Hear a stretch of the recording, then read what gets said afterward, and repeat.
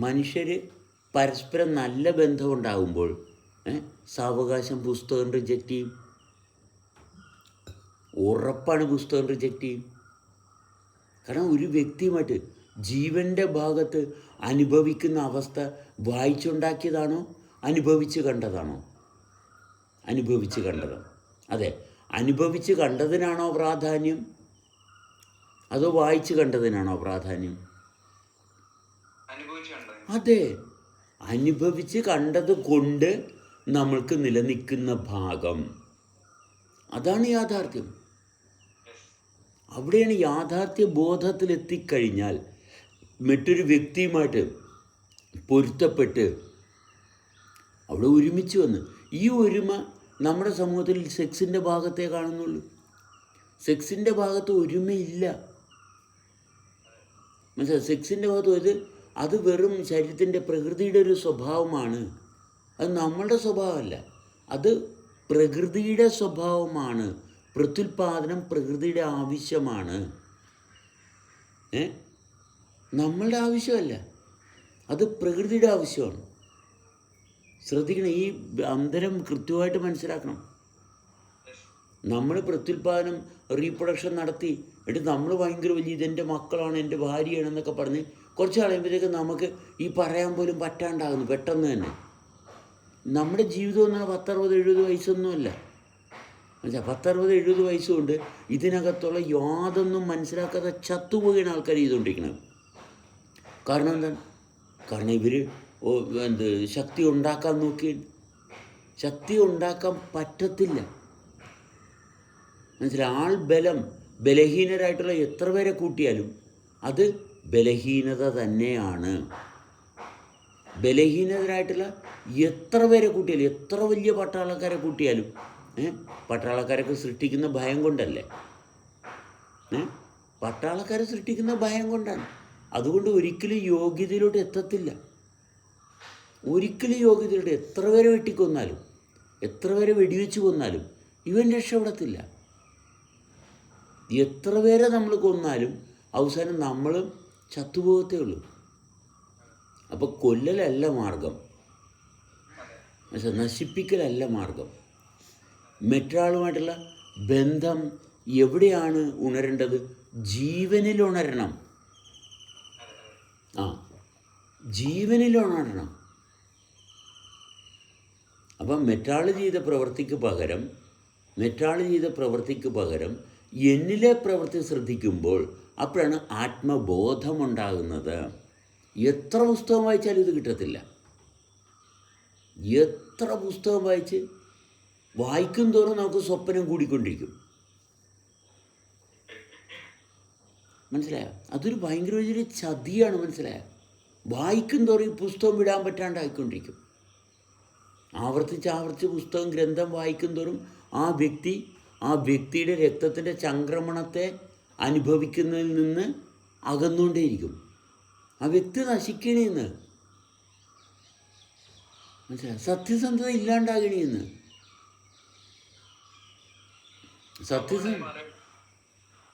എന്തോ എക്സാക്ട്ലി. അതുകൊണ്ട് ഇവൻ പോലും അറിയുന്നില്ല ഇവൻ്റെ ബുദ്ധിയാണ് ഇവനെ കൃത്രിമമായിട്ടുള്ള പ്രവർത്തനത്തോട് കൊണ്ട്. അതുകൊണ്ടാണ് ഈ വിശ്വാസികൾ അക്രമാസക്തരാകുന്നത്. വിശ്വാസികൾ അക്രമാസക്തരാകും. മനസ്സിലാകാതിരിക്കാൻ പറ്റത്തില്ല അവർക്ക്. എവിടെ നോക്കിക്കോ, വിശ്വാസികൾ എപ്പോഴും അക്രമാസക്തരാകും. അതുകൊണ്ട് ഒരു രാജ്യവും വിശ്വാസത്തിൻ്റെ പേരിൽ ഒരിക്കലും ശാശ്വതമായിട്ട് നിലനിൽക്കത്തില്ല. ഏതെങ്കിലും മതത്തിൻ്റെ പേരിൽ ഒരു രാജ്യമുണ്ടെങ്കിൽ ആ രാജ്യം ഒരിക്കലും, ആ രാജ്യത്തുള്ള അംഗങ്ങൾ ഒരിക്കലും സേഫ് ആകത്തില്ല. കാരണം എന്താണ്? വിശ്വാസത്തിലാണ്. നേരെ ചൊവ്വയുള്ള അനുഭവത്തിൽ അവർക്ക് ഒരിക്കലും എത്താൻ പറ്റത്തില്ല. ഒരു രാജ്യം അങ്ങനെയാണെന്ന് കണ്ടു കഴിഞ്ഞാൽ അവിടെ ഉറപ്പാണ് അയൽ രാജ്യവുമായിട്ട് പ്രശ്നം ഉണ്ടായിക്കൊണ്ടിരിക്കും. മനസ്സിലായി? എപ്പോഴും ഉറപ്പാണ്. വിശ്വാസത്തിൻ്റെ പേരിലാണ് ഒരു രാജ്യമെങ്കിൽ യുദ്ധം എപ്പോഴും ഉണ്ടായിക്കൊണ്ടിരിക്കും. അവിടെ യുദ്ധം ഒഴിവാക്കാൻ പറ്റത്തില്ല. കാരണം ശരിയായിട്ടുള്ള അനുഭവത്തിൽ എത്തത്തില്ല. കാരണം മറ്റുള്ളവരെ ആശ്രയിച്ച് എന്തെല്ലാം അറ്റൻഷൻ ഉണ്ടാക്കിയാലും അറ്റൻഷൻ ഒരിക്കലും സ്ഥായിയായിട്ടുള്ള അറ്റൻഷനായിട്ട് വരത്തില്ല. നമ്മളിലുണ്ടാകുന്ന അനുഭവം എന്തോ അല്ലല്ല ആ ഒരു സമയത്ത് മാത്രം ഉണ്ടാകുന്ന ചില അനുഭവം മാത്രം, അല്ലെങ്കിൽ അത് കേൾക്കുമ്പോൾ ആ വ്യക്തിക്ക് ഉണ്ടാകുന്ന ചിന്തകളിൽ ഉണ്ടാകുന്ന ഒരു അനുഭവം. അതെ അതെ സ്ഥിരമായിട്ട് നിലനിൽക്കുന്ന ഒരു അനുഭവത്തെ അനുഭവിക്കാൻ പറ്റുന്നില്ല. അതെ, അത് ചിന്താശകലത്തിൽ അല്ലേ, ചിന്താശകലം അല്ലേ, അത് ശകലമേ ഉള്ളു. അതെ, അതിൽ നിന്ന് എന്തോ ഭാഷ ജനിച്ചു വരണോ? അതെ അതെ അതെ അതെ, അവൻ്റെ ചിന്താശകലത്തിൽ ഉണ്ടാകുന്ന ഭാഗത്താണ് അവൻ നിന്ന് പ്രവർത്തിക്കുക. അവൻ്റെ ചിന്തയുടെ അടിമയാണ്. എന്നുവെച്ചാൽ അവൻ്റെ ചിന്തയുടെ അടിമയാണ്. എനിക്ക് അങ്ങനെയാണെന്ന് തോന്നിയത്. അവൻ്റെ തോന്നലിൻ്റെ അടിമയാകുകയും നമ്മൾ തോന്നലിൻ്റെ അടിമയാകരുതും. അപ്പം നമ്മുടെ ത്വക്കുണ്ടോ? ഉണ്ട്. ത്വക്കുണ്ടെങ്കിൽ എന്തായിരിക്കണം? നമ്മുടെ ത്വക്കിനെ നമ്മൾ അനുഭവിച്ചറിയുന്നുണ്ടെങ്കിൽ ആ വ്യക്തിയുടെ മാനസികാവസ്ഥ അല്ലെങ്കിൽ ആ വ്യക്തിത്വ ബോധം എന്തായിരിക്കും? ത്വക്കിനെ അനുഭവിക്കുന്നുള്ള വ്യക്തിയെ സംബന്ധിച്ചിടത്തോളം എന്തായിരിക്കും ആ വ്യക്തിയുടെ അനുഭവതലം?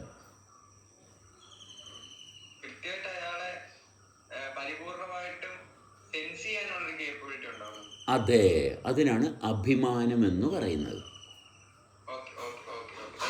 അതിനൊറ്റ വാക്കിൽ പറഞ്ഞാൽ അഭിമാനമുള്ള വ്യക്തി എന്ന് വെച്ചാൽ അവനവനിൽ ഉണ്ടാകുന്ന സൂക്ഷ്മ മാറ്റങ്ങളെയും സ്ഥൂലമാറ്റങ്ങളെയും വിലയിരുത്തുന്നവനാണ് അഭിമാനമുള്ളത്. അഭിമാനമുള്ളവനെ ആര് ചീത്ത പറഞ്ഞാലും അവൻ ചീത്തയാവുമോ? ഇല്ല, കാരണം അവൻ്റെ വ്യവസ്ഥ ഇതാണ്. അത് മറ്റുള്ളവരാരും ഉണ്ടാക്കി കൊടുത്തതല്ല. അതുകൊണ്ട് നാണം കെടേണ്ട ആവശ്യമില്ല. ക്ലിയർ അല്ലേ? അതെ. അപ്പോൾ അവിടെ അഭിമാനമുള്ളവനാകണമെങ്കിൽ നമ്മുടെ ത്വക്ക് ആക്റ്റീവ് ആകണം. ഇവിടെ ത്വക്ക് ആക്റ്റീവ് ആകുന്നത് എവിടെയാണ്? സെക്ഷുവൽ വൈബ്രേഷനിൽ മാത്രമേ ഉള്ളൂ. എന്തുകൊണ്ടാണ് ഞാൻ സെക്ഷുവൽ വൈബ്രേഷനിൽ മാത്രം എന്ന് പറയുന്നത്? കാരണം ഇവിടെ ഇങ്ങനെ ഭാര്യ ഭർത്താവ്, സ്ത്രീ പുരുഷ ബന്ധം, ആണും പെണ്ണും എന്തോ അതെ. അപ്പോൾ സ്ത്രീ നമ്മുടെ അടുത്ത് വരുമ്പോൾ സ്ത്രീയുടെ സാന്നിധ്യം നമ്മുടെ ശരീരത്തെ ഉണർത്തുന്നുണ്ട്. അത് ഉണരുന്നത് ലൈംഗികമായിട്ട് മാത്രമേ ഉണരുന്നുള്ളൂ. അങ്ങനെയല്ല സ്ത്രീയുടെ സാന്നിധ്യം അറിയേണ്ടത്. സ്ത്രീയുടെ സാന്നിധ്യം എന്ന് പറയുമ്പോൾ ശരീരത്തിൻ്റെ ഒരു ഭാഗം മാത്രം ഉണർന്നാൽ ഇതിങ്ങനെയാണ് നമ്മുടെ സമൂഹം. എന്തുകൊണ്ട് ഇങ്ങനെയാണെന്ന് അടിവരയിട്ട് പറയുന്നു?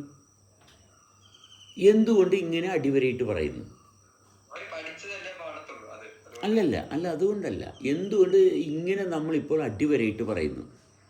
സ്ത്രീയുടെ അണ്ടറിലാണ് പുരുഷന്മാർ, സമൂഹമെല്ലാം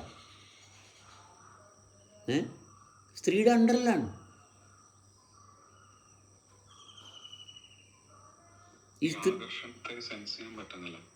സ്ത്രീയെ പ്രൊട്ടക്റ്റ് ചെയ്യുന്നു എന്ന് പറയുന്നു. സ്ത്രീ അബലയാണെന്ന് പറയുന്നു. Violence against women are punishable. എന്തുകൊണ്ടാണ്? സ്ത്രീ അബലയാണെന്ന് ഇവിടെ ആദ്യമേ പ്രഖ്യാപിച്ചു വെച്ചിരിക്കുന്നു. സ്ത്രീ അബലയൊന്നുമല്ല. സ്ത്രീയാണ് ഏറ്റവും സ്ട്രോങ് ആയിട്ടുള്ളത്. അവിടെ സത്യസന്ധത ഇല്ലാതെ സ്ത്രീയുടെ അടുത്ത് ചെല്ലുന്നത് കൊണ്ടാണ്, അവിടെ ശരീരം അനുഭവിക്കാൻ ചെല്ലുന്നതുകൊണ്ടാണ് സ്ത്രീ അബലയാണെന്ന് പറഞ്ഞുകൊണ്ടിരിക്കുന്നത്. കാരണം സ്ത്രീയെ വീക്കാക്കി ഇവൻ സ്ത്രീയെ ഉപയോഗിക്കുന്ന ഭാഗത്താണ് ഇവനിരിക്കുന്നത്. ആദ്യം സ്ത്രീയെ വീക്കാക്കി സ്ത്രീ വീക്കൊന്നുമല്ല, മനസ്സിലായി? ഇവൻ്റെ താല്പര്യത്തിന്, ഇവൻ്റെ വൃത്തികേടിന് കൂട്ടു നിൽക്കാൻ സ്ത്രീയെ വീക്കാക്കി.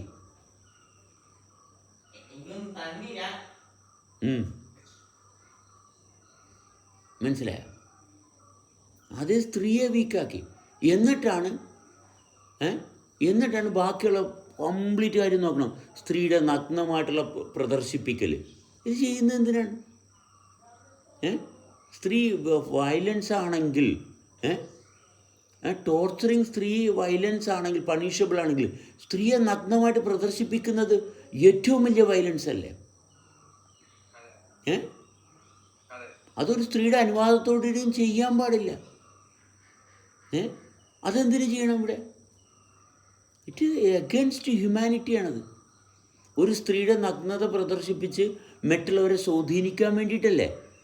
എന്നിട്ട് സ്വാധീനിച്ചിട്ട് അതിൻ്റെ പേരിൽ ലൈംഗികമായിട്ട് ഉള്ള ബുദ്ധിമുട്ടുകളും പ്രശ്നങ്ങളും എല്ലാം ഉണ്ടാകുന്നില്ലേ സമൂഹത്തിൽ? അത് ഏറ്റവും വലിയ തെറ്റല്ലേ? അതിനെല്ലാവരും കണ്ണടച്ചു കൊടുക്കുകയല്ലേ ഇന്ന്? അപ്പോൾ ഈ സ്ത്രീയെ ചൂഷണം ചെയ്യുന്ന ബുദ്ധി അതെവിടെ നിന്നുണ്ടായി? ഈ സ്ത്രീയെ ചൂഷണം ചെയ്യുന്നു, എന്നിട്ട് സ്ത്രീയെ ചൂഷണം ചെയ്തിട്ട് ഇവൻ രക്ഷപ്പെടുന്നുണ്ടായി. ഇതിൻ്റെ ഏറ്റവും രസകരമായിട്ടുള്ള ഭാഗം ഇതാണ്. സ്ത്രീയെ ചൂഷണം ചെയ്തിട്ട് ഇവൻ രക്ഷപ്പെടുന്നില്ല. രക്ഷപ്പെട്ടിട്ടുണ്ടായിരുന്നേ കുഴപ്പമില്ലായിരുന്നു. സ്ത്രീയെ ചൂഷണം ചെയ്തിട്ട് ഇവൻ രക്ഷപ്പെടുന്നുണ്ടെങ്കിൽ കുഴപ്പമില്ല. സ്ത്രീയെ അപമാനിച്ചിട്ട് ഇവൻ നശിക്കണി എന്ന്. സ്ത്രീ എന്ന് പറയുന്നത് ഒരു സ്ത്രീ പോലും വിചാരിച്ചാൽ ഉണ്ടാകുന്ന അല്ല. സ്ത്രീ ഒരു സ്ത്രീ വിചാരിച്ചാൽ ഉണ്ടാകുന്നതല്ല. അത് പ്രപഞ്ചത്തിൻ്റെ സൃഷ്ടിയാണ്. ഞാൻ സ്ത്രീയാണെന്നും പറഞ്ഞ് അഹങ്കരിച്ച് നടക്കുന്ന ഒരു സ്ത്രീയൊന്നുമല്ല കേട്ടോ. അതാ ശരീരത്തിനെ അവർ ദുർവിനിയോഗം ചെയ്തുകൊണ്ടാണ് അവരങ്ങനെ പറയുന്നത്. മനസ്സിലായി? ശരീരത്തിൻ്റെ അടിമയായിപ്പോയത് കൊണ്ടാണ്. ആ ശരീരം ഉപയോഗിച്ച് അവർ മറ്റുള്ള പല കാര്യങ്ങളും ചെയ്യുന്നു. അതല്ല നമ്മളുടെ സ്ത്രീ എന്ന് പറയുന്നത്. സ്ത്രീത്വം എന്ന് പറയുന്നത് പ്രപഞ്ചത്തിൻ്റെ സൃഷ്ടിയാണ്. അതിലല്ലേ പ്രത്യുൽപാദനവും നമ്മുടെ ശരീരത്തിൻ്റെ ജൈവാവസ്ഥയും സർവ്വകാര്യങ്ങളുടെയും രഹസ്യങ്ങളിരിക്കുന്നത്. അതുമായിട്ടുള്ള ബന്ധമാണ് ജീവിതത്തിൻ്റെ ഏറ്റവും വലിയ ബന്ധം. അപ്പോൾ ഒരു സ്ത്രീയുമായിട്ട് എനിക്ക് ബന്ധമുണ്ട്. എനിക്ക് സ്ത്രീയുമായിട്ട് ബന്ധമുണ്ടെങ്കിൽ എനിക്ക് എല്ലാവരുമായിട്ട് ബന്ധമുണ്ട്. എനിക്കൊരു സ്ത്രീയുമായിട്ട് ബന്ധമുണ്ടെങ്കിൽ എനിക്ക് സർവ്വ മനുഷ്യരുമായിട്ട് നല്ല വിധത്തിൽ സഹകരിക്കാൻ പറ്റും. അതാണ് സ്ത്രീ പുരുഷ ബന്ധത്തിൻ്റെ ഏറ്റവും വലിയ ശ്രേഷ്ഠത. ഒരു സ്ത്രീയുമായിട്ട് പറയും, ഒരു സ്ത്രീയുമായിട്ട് നല്ല അതെ, ഒരു സ്ത്രീയുമായിട്ട് നല്ല ബന്ധമുണ്ടെങ്കിൽ, ഒരാളുമായിട്ട് നമുക്ക് നല്ല ബന്ധമുണ്ടെങ്കിൽ നമുക്ക് എല്ലാവരുമായിട്ട് ആ ബന്ധം മെയിൻറ്റെയിൻ ചെയ്യാം. എന്തിനാണ് നല്ല ബന്ധം കളയുന്നത്? അവിടെയാണ് നല്ല രീതിയിൽ സംസാരിക്കുന്നത്. അങ്ങനെ സംസാരിച്ചാൽ പോരെ? നല്ല ബന്ധമുണ്ടെങ്കിൽ എല്ലാവരുമായിട്ട് നല്ല ബന്ധത്തിൽ സംസാരിക്കണം. അല്ലെങ്കിൽ ആ വ്യക്തിയുമായിട്ട് മാത്രമേ സാധിക്കുകയുള്ളെങ്കിൽ അതിൻ്റെ അർത്ഥം നല്ല ബന്ധമല്ല. നല്ല ബന്ധമെന്ന് വെച്ചാൽ എല്ലായിടത്തും എല്ലായ്പ്പോഴും ആ നല്ല ബന്ധം കളഞ്ഞിട്ട് വേറൊരു ബന്ധം ഉണ്ടാക്കണം. എന്തിനാണ്? നല്ല ബന്ധത്തിൽ നമ്മുടെ നല്ല ബന്ധം എന്താണെന്ന് നമ്മൾ ഐഡൻറ്റിഫൈ ചെയ്താൽ അത് മെയിൻറ്റെയിൻ ചെയ്യണം. അതാണ് വ്യക്തിത്വ ബോധം, അതാണ് അഭിമാനം. അപ്പോൾ ഇവിടെ സ്ത്രീയെപ്പറ്റി പറയുന്നതൊന്നും സ്ത്രീയെപ്പറ്റി അല്ല. മനസ്സിലായോ? നമ്മുടെ സമൂഹത്തിൽ സ്ത്രീയെപ്പറ്റി സ്ത്രീ അബലയാണ് ഒന്നുമല്ല. ഇതിങ്ങനെ പറഞ്ഞ് സ്ത്രീയെ പുരുഷൻ കൺട്രോൾ ചെയ്യുന്ന ഭാഗം എന്തിനാണ്? അവൻ്റെ ശാരീരിക സുഖത്തിന് വേണ്ടിയിട്ട് അവൻ അടിമയെപ്പോലെ വെച്ചിരിക്കുകയാണ്. മനസ്സിലായോ? സ്ത്രീയുടെ സ്വാതന്ത്ര്യം, ആ വ്യക്തിക്ക് ആ ശരീരത്തിൻ്റെ ആ ശരീരത്തിന് സ്വാതന്ത്ര്യം കൊടുക്കുമ്പോഴാണ് അതിൽ സ്ത്രീത്വം തെളിഞ്ഞു വരുന്നത്. അതിൽ ഈ ശരീരത്തെ കീഴ്പ്പെടുത്തുകയാണ് ചെയ്യുന്നത്. ഇന്നലെ ഒരു അമ്മ എന്നെ വിളിച്ചു. അമ്മ ഒരു മണിക്കൂർ സംസാരിച്ചു എൻ്റെ അടുത്ത്. വളരെ വളരെ വൃത്തിയായിട്ട് അടുക്കും ചിട്ടയോടുകൂടി അവരുടെ ജീവിതത്തെപ്പറ്റി കൃത്യമായിട്ട് സംസാരിച്ചു. അപ്പോൾ ഇത്രയേ പറഞ്ഞു കൊടുത്തോളൂ ഞാൻ. നിങ്ങളുടെ ശരീരത്തെ നിങ്ങൾ ദ്രോഹിച്ചു. ഒരൊറ്റ കാര്യം പറഞ്ഞു, നിങ്ങളുടെ ശരീരത്തെ നിങ്ങൾ ദ്രോഹിച്ചു. ഇതാണ് എല്ലാവരും ചെയ്യുന്നത്. സ്വന്തം ശരീരത്തെ ദ്രോഹിക്കുന്നു. സ്ത്രീത്വം ഉള്ള ഒരു ഭാഗം എല്ലാവരുടെ കയ്യിലുണ്ട്. സ്ത്രീത്വം പുരുഷന്മാരുടെ കയ്യിലുണ്ട്, ആൺ ശരീരമുള്ളവരുടെ കയ്യിലുണ്ട്. മനസ്സിലായ? പുരുഷത്വവും സ്ത്രീത്വവും എല്ലാവർക്കും അവകാശപ്പെട്ടതാണ്. മനസ്സിലായ? പ്രത്യുൽപാദനത്തിന് വേണ്ടിയിട്ടൊരു അവയവം ഉണ്ടെന്നും പറഞ്ഞ് പുരുഷത്വം ആകത്തില്ല. പുരുഷത്വം എന്ന് പറയുന്നത് ശരീരത്തെ വൃത്തിയായിട്ട് സൂക്ഷിക്കുമ്പോൾ മാത്രം തെളിഞ്ഞു വരുന്നതാണ് പുരുഷത്വവും സ്ത്രീത്വവും. അപ്പോൾ ശരീരത്തെ വൃത്തിയാക്കണം, അപ്പോൾ മാത്രമേ ഈ തെളിച്ചം ഉണ്ടാകത്തുള്ളൂ. അപ്പോൾ മാത്രമേ ഉള്ളൂ. നമ്മളിലുണ്ടാകുന്ന സ്ത്രീത്വം എന്ന് പറയുന്നത് ഒരു സ്പെക്ട്രമാണ്. അത് പലർക്കും പല രീതിയിലായിരിക്കും അനുഭവിക്കുന്നത്. ഇപ്പം ഈ സ്ത്രീത്വത്തിൽ തന്നെ ഒരു പുരുഷനായി നിൽക്കുന്ന അവസ്ഥയിൽ തന്നെ സ്ത്രീത്വം കൂടുതലുള്ളവര് അവരുടേതായിട്ടുള്ള ചില സ്വഭാവ സവിശേഷതകൾ കാണിക്കുമല്ലോ. അപ്പൊ അതൊരു സ്പെക്ട്രമായിട്ടാണ്. പക്ഷെ ഇത് എല്ലാവരുടെ ഉള്ളിലും ഈ ഒരു സ്ത്രീത്വം നിലനിൽക്കുന്നുണ്ട്. അറിവാണ്. അതെ. അപ്പം നമ്മൾ ഒരു ശരീരമാണ് എടുത്തത്. സ്ത്രീത്വം ആരും എടുത്തിട്ടില്ല. സ്ത്രീത്വം അവിടെ ഉള്ളതാണ്. ശ്രദ്ധിക്കണേ, എടുത്തത് ശരീരമാണെങ്കിൽ ശരീരം എടുത്തത് ആരാണ് എടുത്തത്? എടുത്തവൻ ആ ശരീരത്തെ എന്തിനെടുത്തു? അതിന് ശരീരത്തിനാണ് ഉപയോഗമുള്ളത്. അവനവൻ്റെ ശരീരമാണ്. അത് മറ്റൊരാളുടെ ശരീരം നമ്മൾ ഉപയോഗിക്കാൻ പോയാൽ എങ്ങനെ ഇരിക്കും? ഇവിടെയാണ് പ്രശ്നം വരുന്നത്. മറ്റൊരാളുടെ ശരീരം ഉപയോഗിക്കുന്ന ഭാഗത്താണ് നിൽക്കുന്ന ആൾക്കാർ. അതാണ് സ്വന്തം ബോധമില്ല. അതുകൊണ്ടാണ് ബോധമില്ല. പിന്നെ എന്തുകൊണ്ട്? മനസ്സുണ്ട്, ചിന്തയുണ്ടായി. കാരണം സ്വന്തം ശരീരം അനുഭവിക്കുന്നവന് ബോധമുണ്ടാവും, മറ്റുള്ളവരുടെ ശരീരം അനുഭവിക്കാൻ ശ്രമിക്കുന്നവന് ചിന്തയുണ്ടാകും. അല്ലേ? മറ്റുള്ളവരുടെ ശരീരം മാത്രം ഉപയോഗിക്കുന്നവന് ചിന്ത എപ്പോഴും കഷ്ടപ്പാടായിട്ട് മാറും. അവിടെ നിന്നാണ് ഈ മാനസിക രോഗങ്ങളും ശാരീരിക രോഗങ്ങളും എല്ലാം സംഭവിക്കുക. എന്തുകൊണ്ടാണ്? കാരണം ഈ ശരീരത്തിൻ്റെ വ്യവസ്ഥയായിട്ട് യാതൊരു ബന്ധമില്ലാത്തത് കൊണ്ട്, അതിനെ എപ്രകാരമാണ് കൈകാര്യം ചെയ്യേണ്ടതെന്നുള്ള യാതൊരു തിരിച്ചറിവില്ലാത്തത് കൊണ്ടും ആണ് അവിടെ രോഗങ്ങളും പ്രശ്നങ്ങളും സംജാതമാകുന്നത്. വളരെ സിമ്പിളാണ്.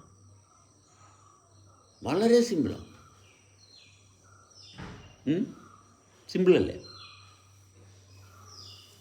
സാറ് സംസാരിച്ചപ്പം ശരീരത്തെ ദ്രോഹിച്ചു എന്ന് പറയുന്ന പോയിന്റ് എന്താ പറഞ്ഞത് മനസ്സിലായില്ല. അതായത് ശരത്തുമായിട്ട് തല്ലു പിടിക്കണമെങ്കിൽ എൻ്റെ ശരീരം കൊണ്ടല്ലേ ശരത്തുമായിട്ട് തല്ലു പിടിക്കാൻ പറ്റത്തുള്ളൂ. അല്ലേ? എൻ്റെ ശരീരത്തെ വേദനിപ്പിക്കുക, നശിപ്പിക്കുകയാണ് ചെയ്യണത്. അല്ലേ? അതെ. എന്തിനാണ്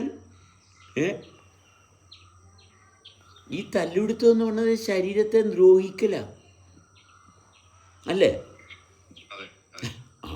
ദുരാഗ്രഹം ഒളിപ്പിച്ചു വെക്കുന്നു. ഈ ശരീരത്തിലല്ലേ ആശയങ്ങൾ ഒളിപ്പിച്ചു വെക്കുന്നത്? ശരീരത്തിന് താങ്ങാൻ പറ്റുമോ? നിങ്ങളൊരു രഹസ്യം വെച്ച് നോക്ക്. നിങ്ങളുടെ ശരീരത്തിന് കഷ്ടപ്പാടുണ്ടാകില്ലേ? ഒരു കാര്യം പറയാണ്ട് വാശി വെച്ചെങ്കിലും ബലം പിടിച്ചിരുന്ന് നോക്കിക്കേ.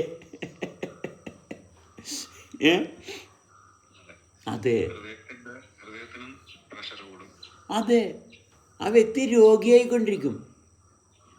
തുറന്ന് സംസാരിക്കാൻ സാധിച്ചാൽ ഈ കളിയാക്കുന്നത് എന്തുകൊണ്ടാണ്? രഹസ്യങ്ങളുള്ളത് കൊണ്ടാണ് കളിയാക്കുന്നത്. മനസ്സിലായ? രഹസ്യങ്ങൾ സൂക്ഷിക്കാൻ വേണ്ടിയിട്ടാണ് ഈ കളിയാക്കുന്നത്. കളിയാക്കുന്ന ഭാഗം ശ്രദ്ധിച്ചു നോക്കിയാൽ മതി. നമ്മളെന്തിനാണ് മറ്റൊരാളെ കളിയാക്കുന്നത്? തമാശ പറയുന്നതും കളിയാക്കുന്നതും രണ്ടും രണ്ടാണ് കേട്ടോ.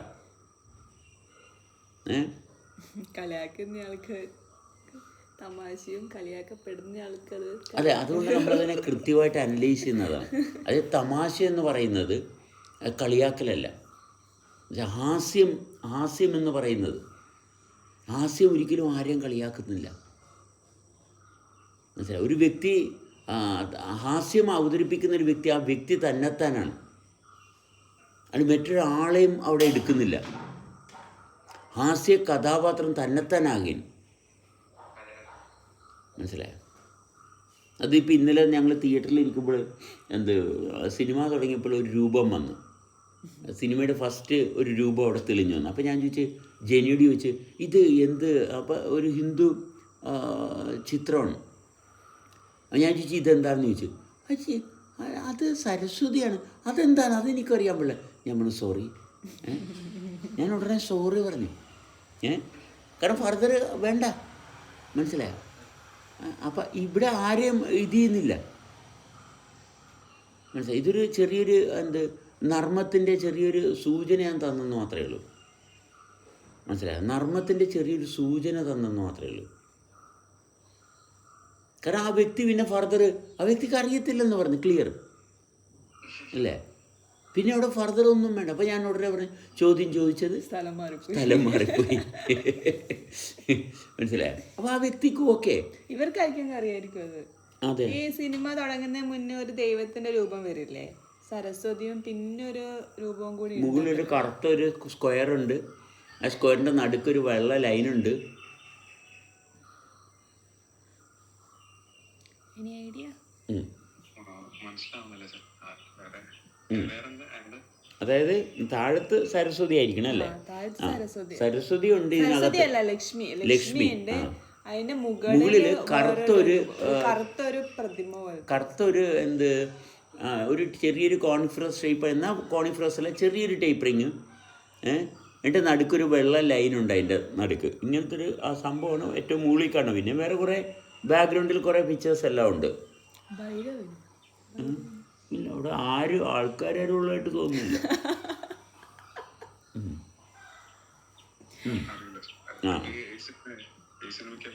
എന്തോ എന്താണ് സിനിമ? ഏതാണ് സിനിമ? പിന്നെ പ്രാവിൻകോട് ഷാപ്പ്. സിനിമ കാണാൻ പോയാൽ മതി. ഓക്കെ. അപ്പോൾ ഓക്കെ, നമ്മൾ ഹാസ്യം എന്ന് പറയുന്നത് വളരെ വളരെ ബ്യൂട്ടിഫുൾ സംഭവമാണ്. മനസ്സിലായി? നമ്മളൊരിക്കലും ആരെയും കളിയാക്കുക എന്ന് പറയുന്ന ഭാഗം, ഹാസ്യം കളിയാക്കലല്ല. ഒരു വ്യക്തിയെ കളിയാക്കുക എന്ന് പറയുന്നത് ഭയങ്കര ഭയങ്കര മോശമാണത്. മനസ്സിലായോ? ആ കളിയാക്കുന്ന മെൻറ്റാലിറ്റി നമ്മൾ ഒരിക്കലും ഉണ്ടായിരുന്നു. മറ്റൊരാളെ കളിയാക്കുക എന്ന് പറഞ്ഞാൽ ഈ കളിയാക്കുന്ന വ്യക്തിയിൽ ഒരുപാട് വേദനകൾ കിടപ്പുണ്ട്. മനസ്സിലായോ? അതുകൊണ്ടാണ് കളിയാക്കുന്നത്.